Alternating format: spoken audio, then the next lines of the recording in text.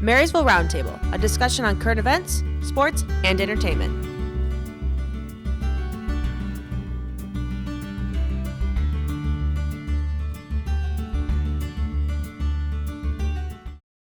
Hello everybody, my name is Sirena G here with co-host Kaden Dienenbach, and we welcome you to Marysville's Roundtable. Today we're joined by Jim Koveck, owner of Smokey Jims BBQ down on Huron Blvd. Thanks for joining us today.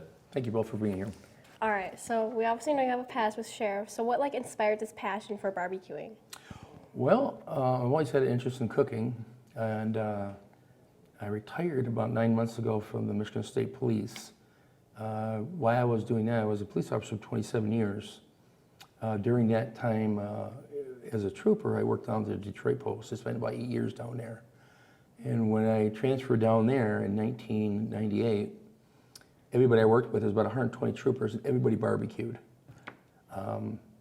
And Detroit was a really good area to work down because there was so much culture down there. You could go to Hamtramck where there's Polish food, Southwest Detroit for Hispanic food. There's always different cultures in food. But I got the bug for barbecue, and so I started taking an interest in it. I took a couple culinary classes, went to a barbecue school, and I just got the bug for it. And it ended up turning into a business, which I'm probably going to my 10th year when I got licensed and started catering. And it just kind of took off from there. Coming up on retirement, I knew I wanted to continue to do this. It was something that changed in my life, and also incorporate my family doing it. So this is a family-owned business. My wife and I own it, run it. My daughter is in college, but she works for us, and I have a great staff that works for us. We've been barbecuing. We opened the doors here in Marysville. We researched for a building for about 4 years. Very hard to find a place that we really wanted. Never dreamed that we'd be able to come here in Marysville. For us, it was a dream come true. And the building we got is exactly what we were looking for. So as soon as it came on the market, I think we had it that day. This December 17th will be 2 years that we've been here. We've opened front doors, and it's taken off. We're looking to grow. We're looking to put indoor dining next year. On top of that, right now we have about 22 business accounts we do, commercial accounts we do, and then we're only open Wednesday through Saturday. And the reason is because I'm retired, but it still gives me time for family, and it's a very tedious. Being in the barbecue business is something that's not like we're just making a hamburger and producing it. Like today, I've been smoking brisket and pulled pork. I came in yesterday afternoon, and I've been here since yesterday afternoon. I've been awake since yesterday. It's just a long process. It usually takes like 18 hours to smoke brisket, 16 hours to smoke pork butts to get pulled pork. So you do it at a very low temperature and for a long period of time to perfect to get a good product. Wow, that must take a lot of time then, waking up that early. Yeah, that sounds really interesting. So what got you interested in owning a business like this in the first place? Very good question. Especially during COVID. A lot of people are in business during COVID lost their businesses. For me, with what I did, it just really excelled. It took me into a new realm. A lot of people were just not only tired of being cooped up during COVID, but people got sick of, just it was hard to go out and eat and stuff. So our business kind of doubled and stuff with catering. I'm only 53 years old. I was too young to retire, but I had 27 years in as a police officer, and with that being that young age, I knew I needed to do something, and I just had such a passion for this, for the barbecue business. I don't do it. The reason we have this business is because we just have a passion for barbecue. It doesn't pay our house payment or anything. I'm retired, but you take where you have a love for something, a passion, you can turn into something to make other people happy. You're gonna be on a good track to hopefully good fortune. Yeah, that sounds really cool. I admire the dedication. So obviously Marysville is known for fast food everywhere. So what made you want to open it in Marysville? Two things. Number one, Marysville is a very, very good place to open a business. we do a lot of stuff, whether with the school district or even I do a lot of stuff for charity, for cancer, things like that. In this town here, a lot of people are very giving and very supportive. School system, once a month we have a thing where you come in and you purchase dinner and a portion of the proceeds goes back to school. And this town here, they like to support their causes here. So there's really no better place to open it. But also, I think that it's a safe area. It's, you know, looking from a law enforcement standpoint, being a police officer, this is one of the safest areas to live in Marysville. Just finding the right location, we found the right building, and it's perfect for us. People here are very polite. People are very supportive. They want to see businesses, especially small businesses. People in this town want to see small businesses succeed, and they support each other. And we're up for for supporting small businesses too. I'm always buying lunch for my staff and stuff because I want to support other businesses, and I want everybody to know that they're out there and everybody's fighting back to get businesses back out here again. And this is no better place to do it than in this city. Really like how it's like based on like what the people will think. I admire that about it, and you like help out your staff. That's really nice. Exactly. So I saw that you have a variety of menu items on your menu. What would you say is the best-selling item on your menu? Well, brisket is a huge thing with everybody. Being that we're in Marysville here, you have to be creative. And I don't want to have something that's just every day you come in, it's the same thing. So we have something on a menu that are, like I created a sandwich, which a lot of people have them, the Viking.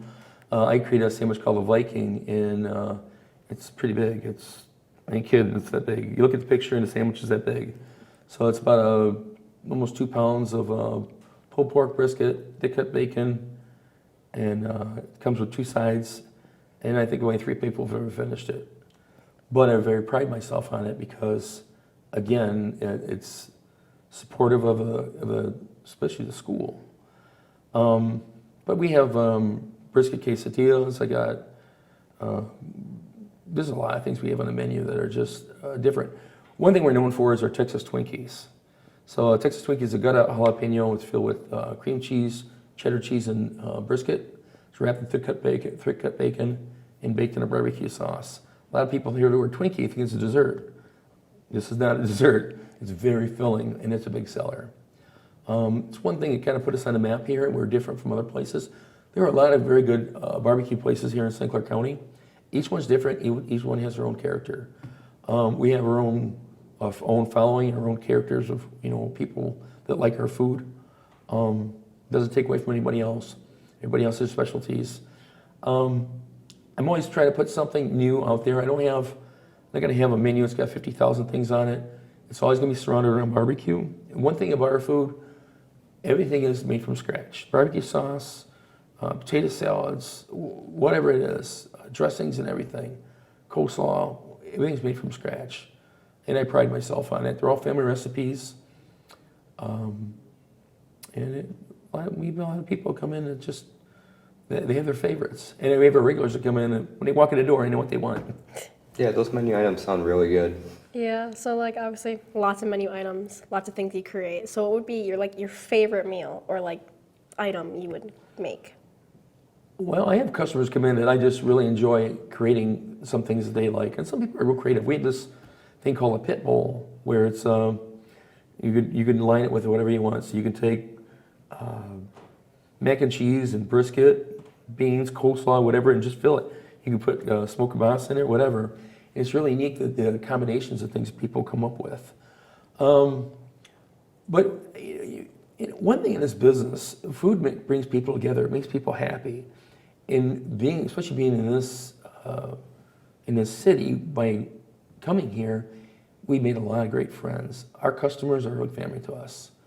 Even my employees, I never use the term employee, and they don't use the term boss. They're family to us. My wife and I, the people we have working for us, they're our family. So I pride myself of not only the food and product we put out, but the people that work with us, and also our customers come in and they're family to us. I love that. Like, just the aspect of like, hey, you're not here to work for me. You're here to be my friend, and we're here to run this together. That's amazing. It's hard work. They work hard. They work hard. So we try to reward them whenever we can. You know, they get tipped very well, and we pay them good, but they work very hard. Yeah, now back to your menu. Are you looking to add like any new recipes to your menu in the future, or like expand the horizons of your menu in any way? Some things we've done in the past, which I put on, and I've kind of like, let it sit back. We've done a sandwich called a Cuban, which is a pretty popular sandwich, but it's pulled pork, double smoked or ham. It's got 2 kinds of cheeses on it. We make our own in-house pickles, so there's pickles on it. We put a sweet hot mustard on it, and then we butter both sides of the hoagie roll, put it in a press, and it goes from this size down to about this side, and it's real crunchy. I put it on there, and for the first couple weeks it really took off, and now I just do it by request. I have everything available. I smoked corned beef during St. Patrick's Day. That turned into something because we had made like an egg roll with it, filled with homemade kraut and Swiss cheese and smoked corned beef. We deep fried that. Then we made a Russian sauce for it that had sriracha and horseradish. So it was real crunchy. The texture was real good, but the flavors was just amazing. Everything's a flavor bomb. So those were one thing. I don't always have them on a menu, but if you request it, I have special customers come in, and I have no problem getting that together for them. Yeah, that sounds really cool. Yeah, so like obviously owning a business takes lots of work. You have to have lots of stuff prepared beforehand. So how long would you say it took you to like fully prepare this idea, like for your business? Going from a status of being a caterer and having a food truck, and then going to a building, it's a huge transition, because then you're going into, you got insurances, different insurances and taxes, things like that. Parking, things like that, and you got people coming in, where when you're catering, you're usually preparing for somebody, you either drop off, you pick up, things like that. It's a daily and a weekly thing. You have to prepare for the week, but you also have to prepare for the day, because you never know what you're going to expect. And you just got to go with the flow. I mean, sometimes you're going to have a crowd, and you have to prepare for them. Someone might call in sick, or you just might be, might get hit with a rainstorm or whatever. It's one of these things where I think we're in a prime location. We have everything we need equipment-wise. So when someone comes in, we're pretty prepared for whatever they want. Some people, they have special requests, and you try to accommodate everybody. But overall, like I said, you can never say every day is the same, because it's not. Every day is different. And some things are temperamental, like smoking. You might get a rainstorm or high winds or something like that, and your smoker's not going the same. We have we have a couple smokers, but the one we use for our business attached to our building, it's the largest one in the whole county. But sometimes it might take 2 or 3 extra hours just to get that right to perfection, whether it's brisket, pulled pork, or whatever. It takes a period of time. I mean, one thing you got to have is patience. You got to have a lot of patience for this. Yeah, the dedication must have taken like a while just like build up, and then like the patience, like you said. I would never be able to have the patience for stuff like that. Well, one thing is, it's very gratifying when you meet people that are very happy with what you do, and it brings joy to them. So when you have repeat customers that they look forward, like, because we're only open Wednesday through Saturday. When they come in on Wednesday, like, I've been waiting for you to open up. It's very gratifying. You make good friends and stuff, but when you produce something and you're consistent with, we're more meticulous how our food is, and people expect that from us. So be able to put out a product that people really like a lot, it's very gratifying. It is. It makes you feel really good, and like I said, it makes food brings people together, makes people happy. Yeah, that sounds really cool and gratifying. So how did you exactly feel when you first opened up your business? Scared. Well, it's one of these things when you're going from 27 years being a police officer, and all of a sudden, you're opening a business and you're, especially later in life. It was exciting, but it's, everything is, you don't know everything. And just like business, I knew I'd run a smoker and I knew how to cook and things like that, but you learn things about the business, a lot of things you have to stay on top of, taxes, you have to stay on top of, just insurances, things like that. And for your business to be successful, because you don't want that knock at the end of the year from the IRS beating on your door. But we've been real successful. We have a great accountant. My wife is just phenomenal, not only of running the front side of the house, but in just billing and everything like that. She's amazing. So administrative wise, we have a good team. Her and I running this. It's a great team, and it's become a success because she's put up a lot from me, but she's been so supportive in what my passion was and what my dream was. Yeah, it sounds like there's a lot of good chemistry in that business. Yeah, honestly, I love that. So, obviously you guys are a really well-known small business, but do you hope to expand your business at all? Only there.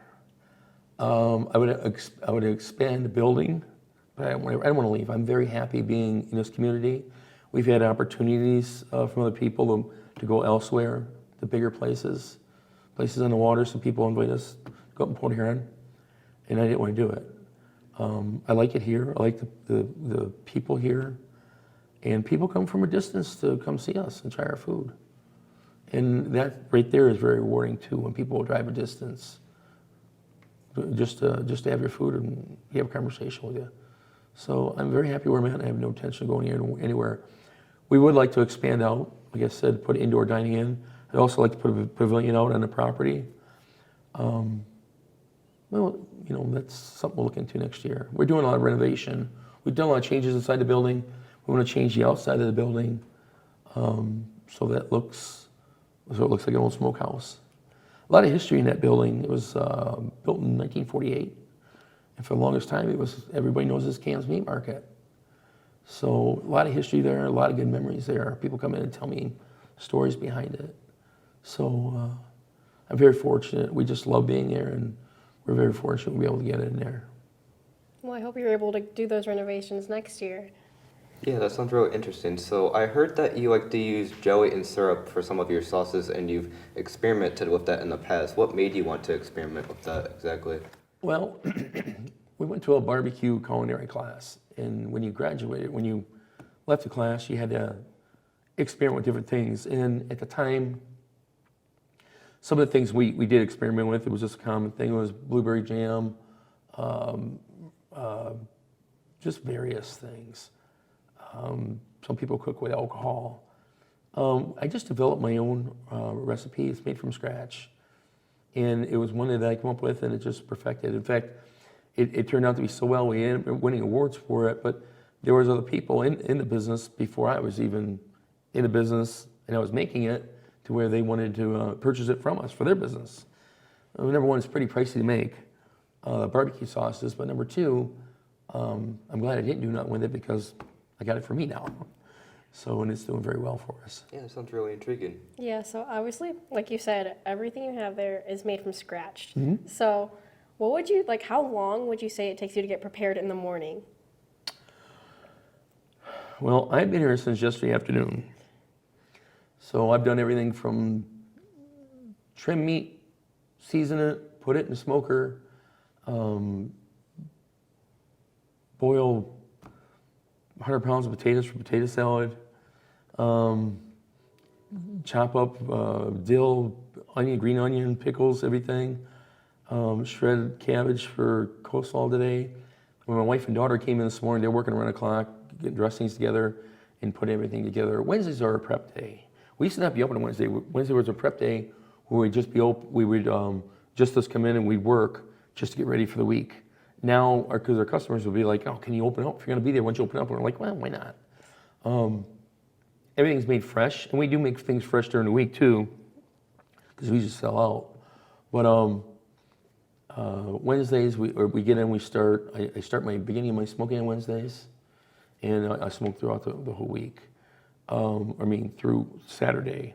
Now, we don't reuse anything, so come Saturday, if we don't sell out, I either, that product I have left over, I don't save that. Everything is made fresh every week.